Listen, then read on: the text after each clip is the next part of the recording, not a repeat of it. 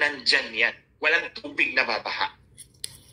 Yeah. And then, ito na nga, sino ba ang mananagot dito?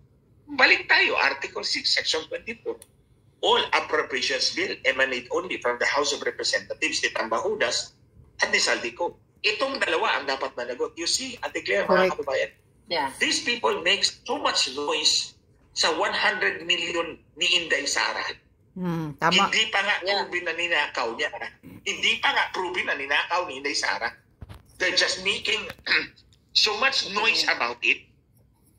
Disallowed lang naman yan. Ibig sabihin, kulang yung papeles, kulang yung dokumento to support the expenditure. Hindi ninakaw ni Inday Sara yan. And they made so much ruckus about it. Etong bilyon-bilyon.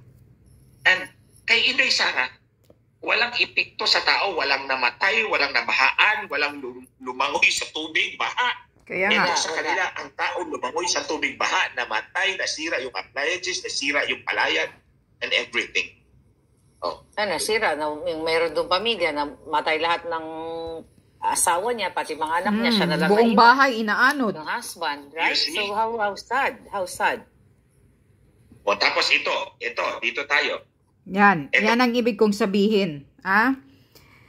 Itong baha ngayon sa Bicol, mga taga Bicol, ayan na, sinasabi na ni Attorney Glenn Chong, hahabulin ninyo si Tambahudas. According kay Attorney Glenn Chong, tawag niya kang Martin Romualdez, Tambahudas at kay Saldico. Sige, Hontiveros, imbestigahan mo to kasi mayroon din akong words na itatawag dito sa mga biktima. AGK din yan.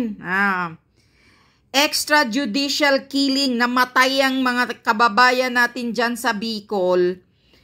Yung mga nabiktimang namatay, inaanod ng baha dahil sa ninakaw ang pondo.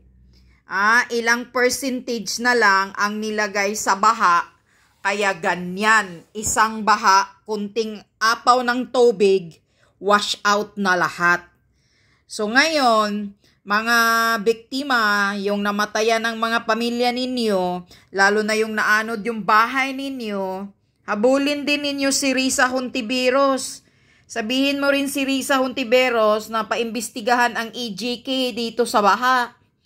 Tawag dito, AGK din to. Kasi namatay ang mga kababayan natin dyan nang dahil sa pagnanakaw.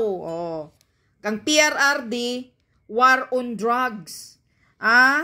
Normal lang yun na mayroon talagang casualties na mamatay sa war on drugs. Kasi war yun.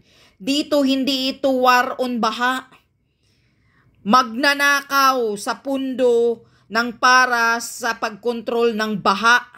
Kaya namatay ang mga pamilya ninyo dahil binulsa. Ayon kay Attorney Glenn Chong. Grabe ang pinsala. Grabe ang pabigat na binigay ng baha sa mga pamamahay ninyo, sa pamilya ninyo, dahil sa dalawang magnanakaw na si Saldico daw at si Tambahudas daw, ang dalawang may mananagot dyan sa dilubyo sa Bicol, ayon kay Attorney Glenn Chong. Habulin nyo. Dahil yan ang sasabihin ko, AGK sa pagnanakaw. Sa budget ng flood control. Yan, kayo ang mga